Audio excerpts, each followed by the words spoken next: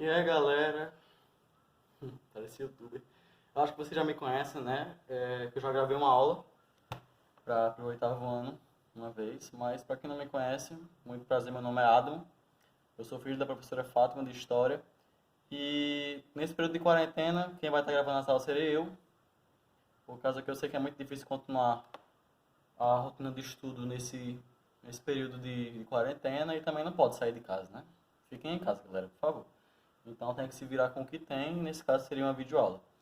Então vamos lá, eu espero que todos entendam a minha explicação, né? Vamos lá? É o seguinte, ó.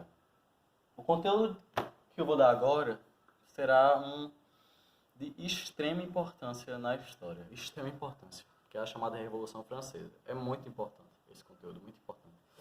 Para vocês terem uma noção da importância da Revolução Francesa, a Revolução Francesa foi um divisor na história, porque a história é dividida em idades.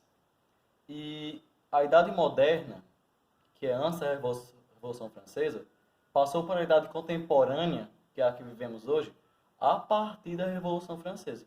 Então, assim, é muito importante, tá? Mas, vamos lá. Vamos entender o que estava acontecendo naquele período. Porque, como qualquer coisa na história, a gente tem que compreender o que estava acontecendo. É história. Estava acontecendo alguma coisa naquele período. Porque uma revolução não viria do nada. Uma revolução é uma coisa assim grandiosa, gigante. Então alguma coisa estava acontecendo. Então vamos lá. A França, na segunda metade do século XVIII, que foi quando aconteceu a Revolução, ela era uma sociedade injusta. Assim, é um termo crucial para entender a França naquele período. Era uma sociedade injusta. Mas como era essa sociedade? Essa sociedade, a França, ela era o país mais populoso da Europa, tinha cerca de 28 milhões de habitantes, e ela era dividida em estamentos. O que é um estamento? Estamento é uma camada, é um grupo social que não pode sair daquele grupo de maneira alguma. Por exemplo, hoje em dia, se eu, por exemplo, nascer de classe baixa, se eu nascer pobre, eu posso morrer rico.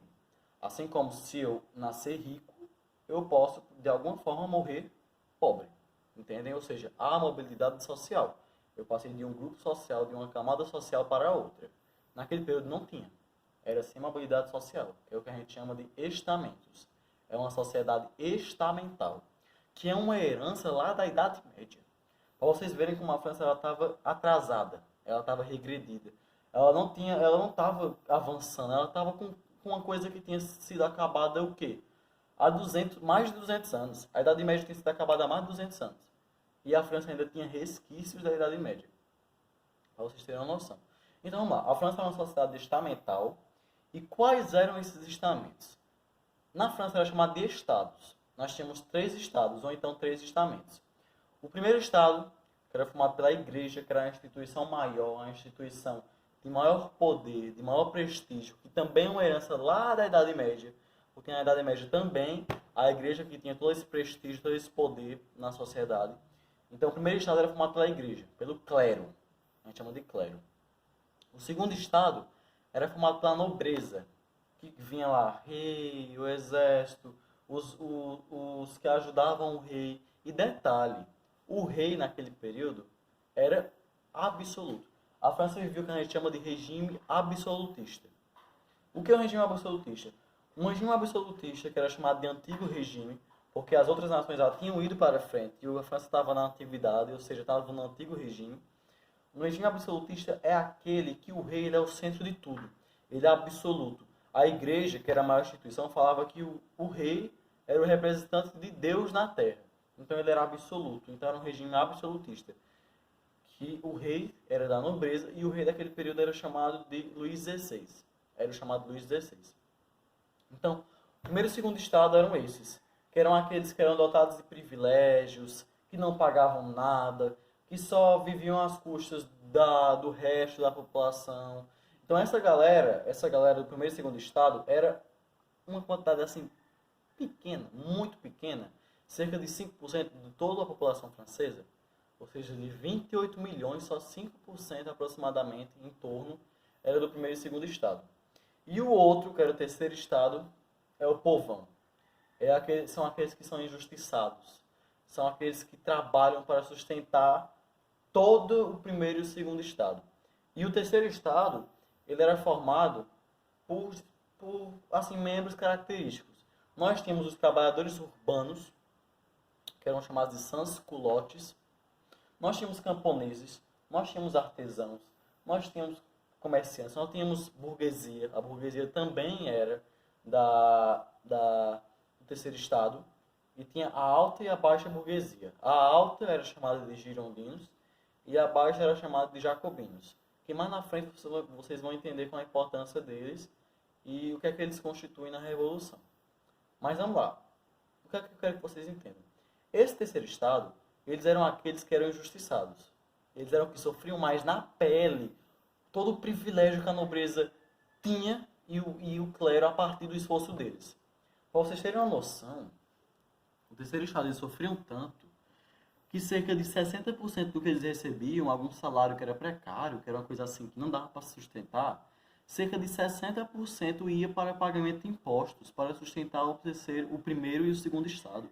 Ou seja, digamos que eles recebessem 100 reais. Obviamente que não eram reais, né? Reais é no Brasil hoje em dia. Mas digamos que eles recebessem 100 reais. 60 iria para pagar os impostos. O resto eles se viravam.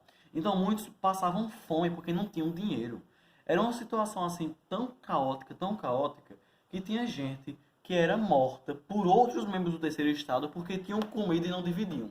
Se alguém, por exemplo, tivesse comida e armazenasse na sua casa e escondesse, não falasse para os outros, se essas pessoas descobrissem, elas iriam caçar aquele que estava guardando, porque eles não dividiam.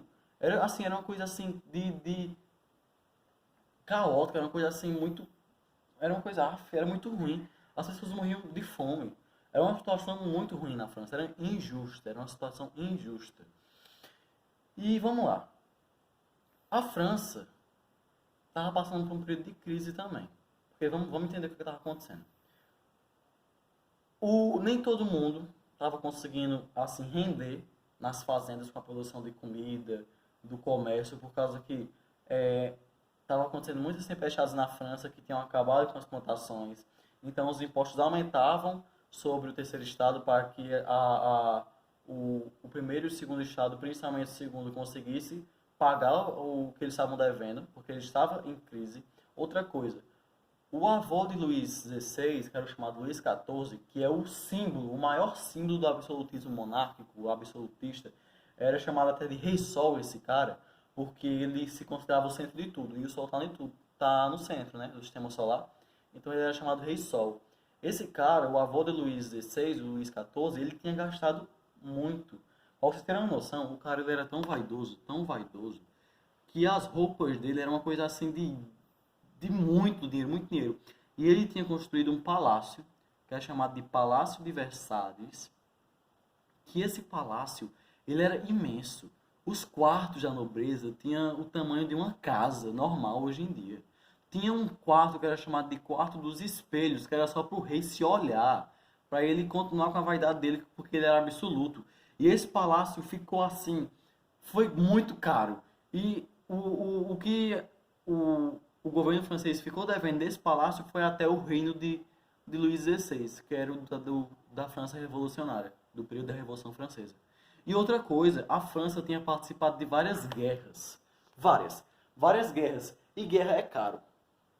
Guerra traz prejuízo. Guerra é uma coisa que traz prejuízo. E ainda mais quando você perde. Porque quando você ganha, você pelo menos tem a vitória, né, a seu favor. Mas mesmo assim você fica prejudicado por causa dos gastos. Só que a França tinha perdido a maioria. Ela tinha participado, por exemplo, de uma guerra para a independência dos Estados Unidos. Ela ajudou os Estados Unidos na independência. Então, a França estava em crise. E o rei Luís XVI, ele tinha que pensar em alguma maneira de acabar com essa crise, porque a França estava passando por uma situação muito difícil, de dificuldade. Então ele convocou uma coisa que não era convocada há mais de 186 anos, que é a chamada Assembleia dos Estados Gerais. Perceba, Estados Gerais. Iriam vir membros dos 3 estados para decidir o futuro da França. Só que percebam o seguinte, 2 estados eles eram dotados de privilégios, que era o primeiro e o segundo estado. E um estado ele era injustiçado e estava na miséria, estava no lixo, estava lá no fundo do poço. Então eram 2 contra 1. Obviamente que o que o primeiro e o segundo estado iriam decidir, que ia ficar em vantagem sobre o terceiro, seria uma coisa que não ia favorecer o terceiro. Então o terceiro eles se revoltaram, hoje tem que ter mais gente, tem que ter mais votos, porque era um voto por estado. Ou seja, seriam 2 votos, um do primeiro e um do segundo, e um do terceiro. 2 a 1. Então eles se revoltaram, só que não adiantou de nada. O rei ele não fez nenhuma medida para favorecer eles. E qual foi a decisão da Assembleia dos Estados Gerais? Que o terceiro estado ia pagar mais impostos. Olha a lógica do cara. O cara é louco. Como é que tinha um monte de gente contra ele, mais de 95% da população, e ele faz com que eles continuem sendo prejudicados? Obviamente que aqueles que foram representar o terceiro estado, que foram a burguesia, que os mais prejudicados, que eram os sans-culottes e os camponeses, os comerciantes, eles não foram, mas o terceiro estado foi para lá, para a Assembleia, por parte da burguesia, e a burguesia também estava sendo prejudicada. Então eles pensaram, não tem como a gente continuar pagando impostos, porque a burguesia também pagava impostos. Não tem como.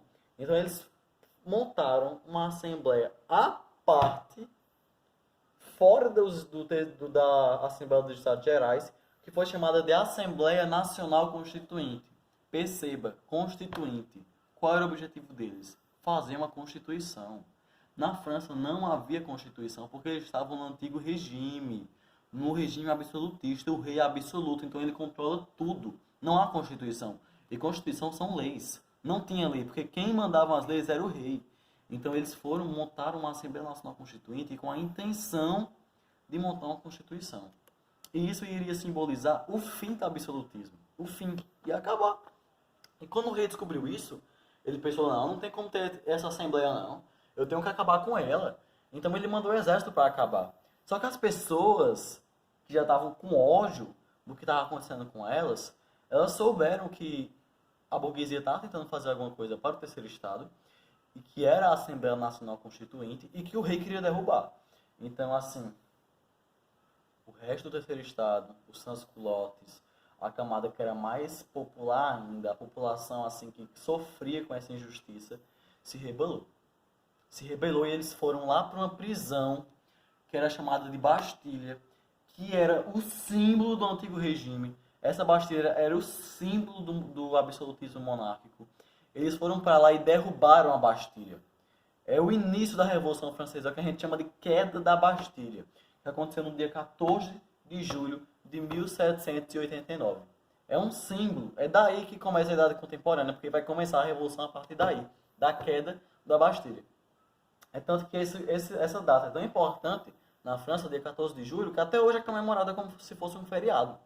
Eles vão para as ruas para simbolizar a manifestação do povo pelos seus direitos, entenderam? Então a Revolução começa daí. Também teve um episódio muito famoso, que foi o que a gente chama de Noite do Grande Medo, que foi uma noite que os camponeses no campo se rebelaram contra aqueles que os controlavam no campo, que eles trabalhavam para alguém que era um senhor feudal, que lembra que a França ainda tinha resquícios do feudalismo. Eles se rebelaram, tocaram fogo no campo, mataram os senhores. Então a Revolução tinha começado. Tinha começado. E a Assembleia Nacional Constituinte continuou em vigor. Continuou. Ela não foi derrubada pelo rei, né, pela nobreza, pelo exército do rei. E tiveram várias medidas que eles foram fazendo. Uma das mais famosas, a mais famosa quer dizer, foi uma declaração que eles criaram, que é a chamada, desculpa pessoal, que é a chamada Declaração dos Direitos do Homem e do Cidadão, que era baseado lá no Iluminismo, lembra do Iluminismo? Que tinha como ideal liberdade, igualdade e fraternidade. É tanto que essas 3 palavras regiam a Revolução Francesa. A bandeira da França, que tem aquelas 3 cores, simbolizam liberdade, igualdade e fraternidade. Então, a Declaração dos Direitos do Homem e do Cidadão foi uma medida da Assembleia Nacional Constituinte, que ela iria basear a Constituição que seria formada. Essa Declaração dos Direitos do Homem e do Cidadão falava que todos eram iguais, todos teriam que ter igualdade social, de renda, de tudo.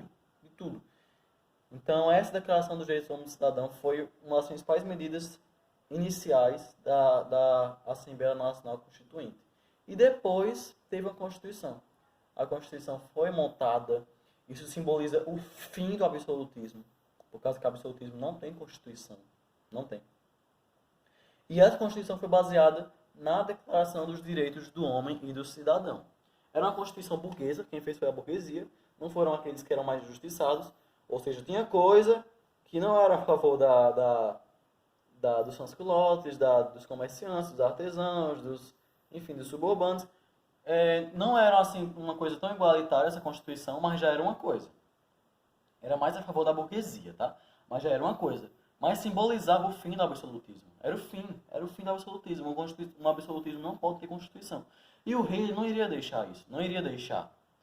Então, outros regimes que também adotavam o absolutismo, na verdade, outros países, Áustria, Prússia, Rússia, que também eram absolutistas, eles estavam ao lado do rei. E o rei entregou a França, dizendo que estava começando a ter uma Constituição, e o rei tinha, a França tinha, digamos assim, como é que eu posso dizer? Acordos com essas outras nações, com a Áustria.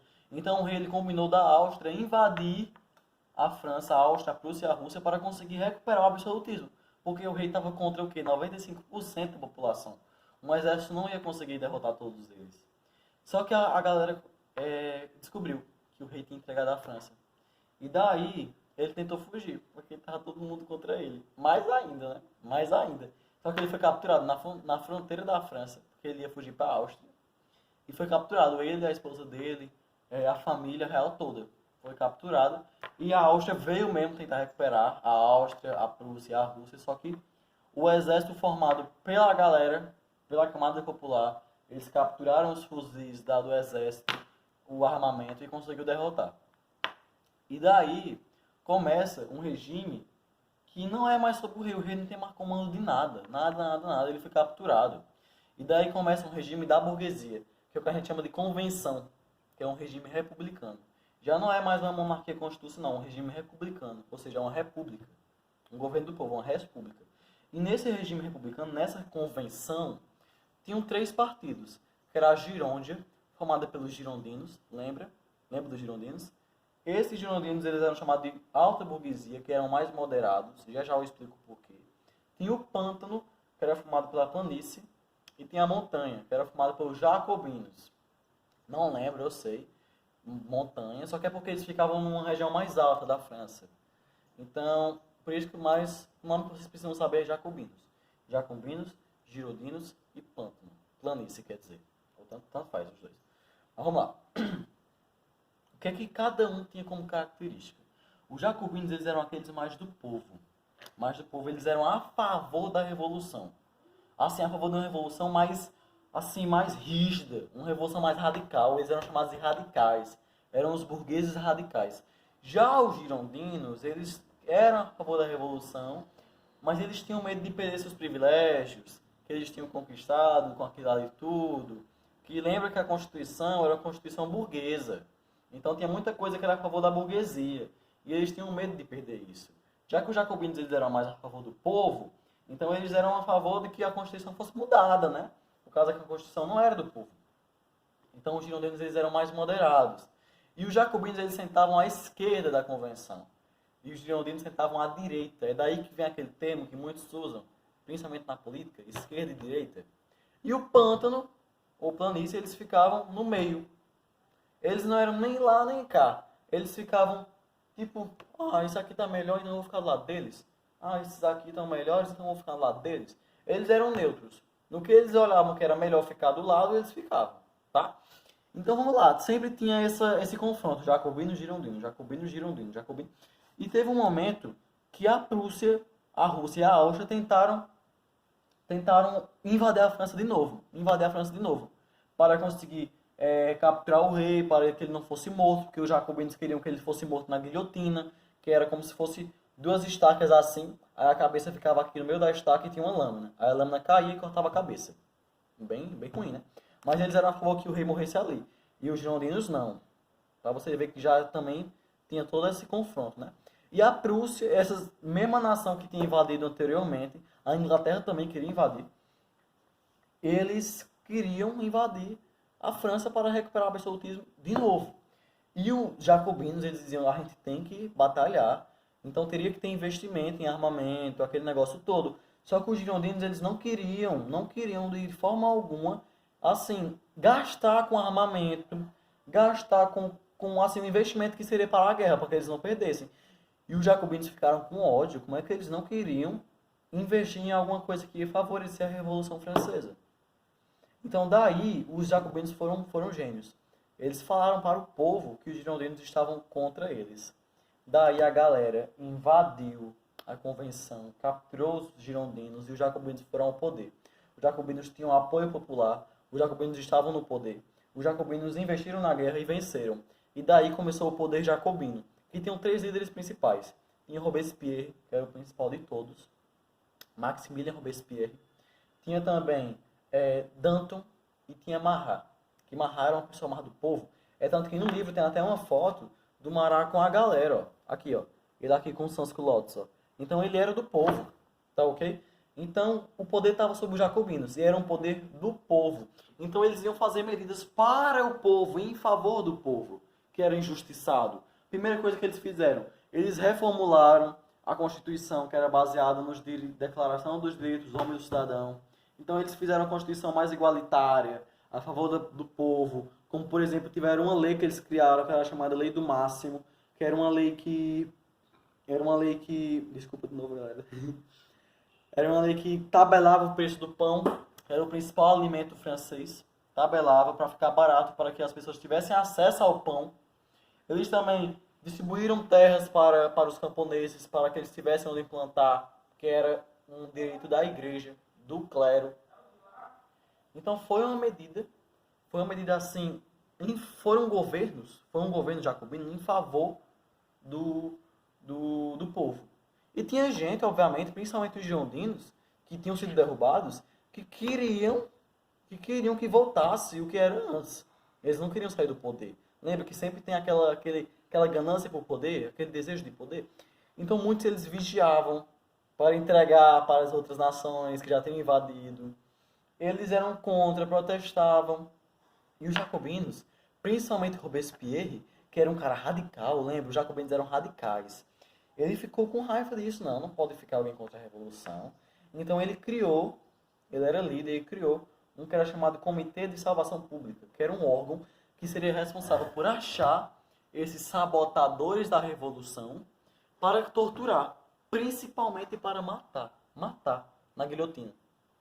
Então, todos aqueles que eram contra a revolução foram caçados e mortos, girondinos. De início foram só girondinos. Só que depois Robespierre passou dos limites. Ele passou dos limites porque qualquer pessoa, se eu fosse alguém, até se eu fosse um sans-culotte, que falasse que tinha alguma coisa que estava errada naquela revolução, se alguém me visse do Comitê de Salvação Pública, eu era morto. Então tinha gente inocente que estava sendo morta. Gente inocente. Então o povo estava contra Robespierre. É tanto que Robespierre foi morto na guilhotina também. Então os jacobinos eles perderam seu prestígio todo. Perderam. Então os girondinos eles aproveitaram todo assim, esse enfraquecimento dos jacobinos e deram um golpe. Ou seja, invadiram e pegaram o poder de volta. Por causa dessa toda essa fragilidade política que eles estavam sofrendo, os jacobinos. Essa reação dos girondinos é chamada de reação termidoriana, que não tem no livro, mas eu estou falando. Ou então reação do Thermidor, tá? Que termidoriana vem do nome de um mês do calendário francês, que tinha sido criado com a Revolução, que não era em março, janeiro, fevereiro, maio, abril, junho, julho, não era desse jeito. Eram meses da França, que eram de acordo com estações do ano, por exemplo, com datas importantes. Aí tinha um mês que era chamado de mês Thermidor, que foi durante esse período que teve a reação termidoriana. E daí começa outro período da Revolução Francesa, que é o chamado Diretório, que é quando os girondinos estão no poder. Teve monarquia constitucional, que era aquela da Assembleia Nacional Constituinte. Depois teve a Convenção, que era um período republicano. E agora temos o Diretório, que é sob o governo dos girondinos, que era governado por 5 diretores. Tá? 5 diretores que, como eram os girondinos, tudo que os jacobinos teriam feito a favor da população, eles iriam acabar. Então não adiantou de quase nada. As terras voltaram para a burguesia, para eles, né, para os girondinos. Não para a igreja, para eles, para os girondinos. A lei do máximo acabou, ou seja, o preço do pão aumentou, ok? E também eles implantaram uma coisa que era chamada de terror branco, que era todas aquelas pessoas que eram a favor dos jacobinos seriam mortas. Que também era um período de terror. Ah, eu esqueci de falar, perdão, galera. Esse período em que Robespierre estava matando todo mundo, o Comitê de Salvação Pública estava matando todo mundo, era chamado de regime do terror, tá? Que todo mundo estava indo para a guilhotina. Muita gente, muita gente, muita gente. Perdão por não dizer, tá? Mas vamos lá, voltando. O diretório, os girondinos implantaram o terror branco, tá? E, enfim, eles fizeram medidas em prol deles mesmos. Todo aquele apoio popular tinha acabado. Só que eles não conseguiram acabar com a inflação. Eles não tinham apoio popular. Então o diretório ele não foi para frente. Não foi. E a galera, ela tava com a ideia de que uma pessoa forte, brava, assim, destemida, ia salvar a França. E tinha um cara que ele era muito destacado, que ele era um general, que era o chamado Napoleão Bonaparte. Vocês já devem ter reconhecido esse nome, né? Conhecido esse nome. Que, assim, a galera olhava que era ele que era o escolhido para continuar a França, para governar a França. Então Napoleão, aproveitando esse apoio, ele derrubou o diretório num golpe, que foi chamado Golpe 18 Brumário, que Brumário também era um mês do calendário francês, que era o mês das brumas. Então ele invadiu, deu um golpe, chegou ao poder e começa o período chamado de período napoleônico. Que para a aula já está longa, né? A Revolução Francesa já é muito grande. Período napoleônico já é para outro vídeo, para outra videoaula. Cheiro, fiquem em casa, viu galera? Pelo amor de Deus.